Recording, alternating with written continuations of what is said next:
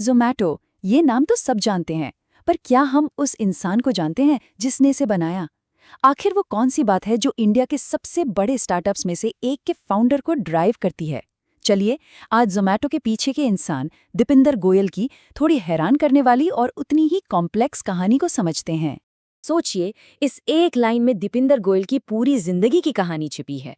ये कहानी है एक जबरदस्त बदलाव की, एक ऐसे इंसान की जो कभी महसूस करता था कि उसे कोई सुनता ही नहीं, और आज उसकी आवाज में वो वजन है जिसे कोई भी नजरअंदाज नहीं कर सकता।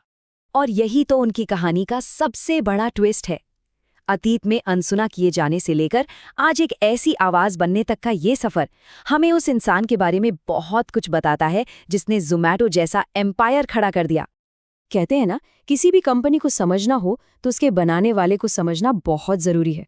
तो ज़ोमैटो को समझने के लिए चले वापस चलते हैं उस लड़के के पास जिसे कभी किसी ने सुना ही नहीं था। बचपन में दीपिंदर पर कई तरह के लेबल लगे थे। छोटा, सांवला, हकलाने वाला, पढ़ाई में कमजोर, स्कूल में उन्हें परेशान किया जाता था। हालत ये थी कि उनके दोस्तों के पेरेंट्स भी अपने बच्चों को उनसे दूर रहने को कहते थे। ये चोट बहुत गहरी थी।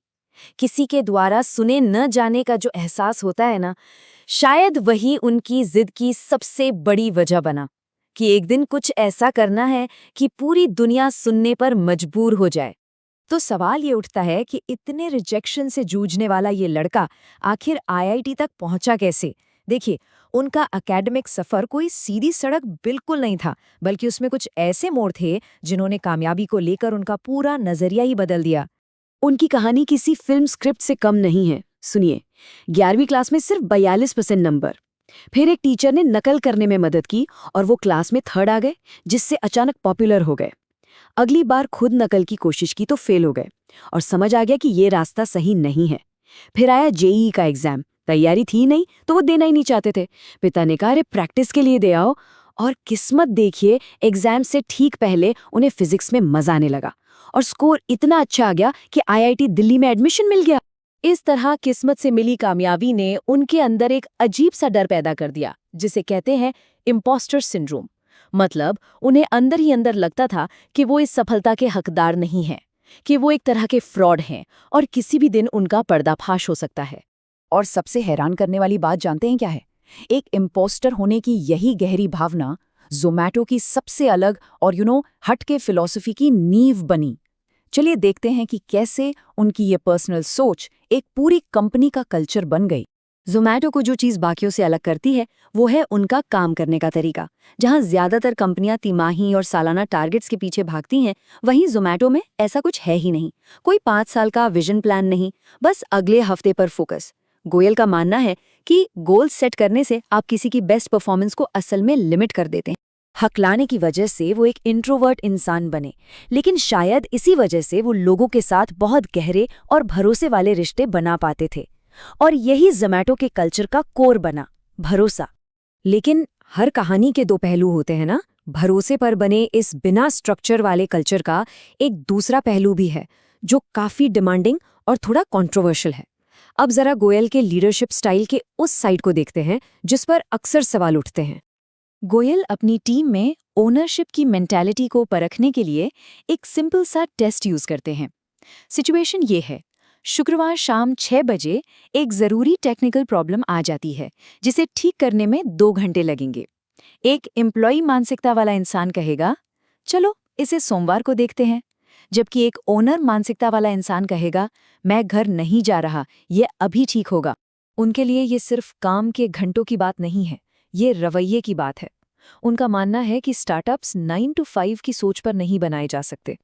बात हर रोज देर तक रुकने की नहीं, बल्कि जब जरूरत हो तब जिम्मेदारी लेने की है। ये दीपिंदर गोयल के सबसे विवादित बयानों में से एक है। उनका मानना है कि कभी-कभी लोगों को उनकी गलती का एहसास कराने के लिए सीधी और कठोर बात करना जरूरी हो जाता है, भले ही उससे सामने वाले को तकलीफ हो।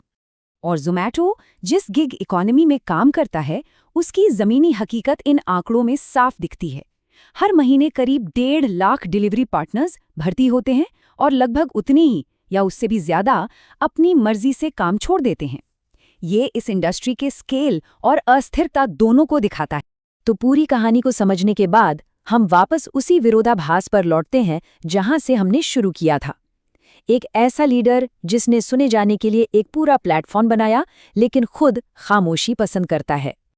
अच्छा, एक सवाल है, अंदाजा लगाइए दीपेंद्र गोयल ने आखिरी बार पूरी कंपनी के सामने आकर लाइव टाउन हॉल मीटिंग कब की थी?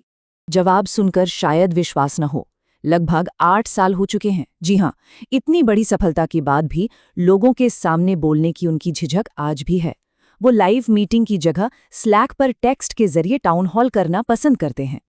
और यही तो उनकी कहानी की सबसे बड़ी विडंबना है।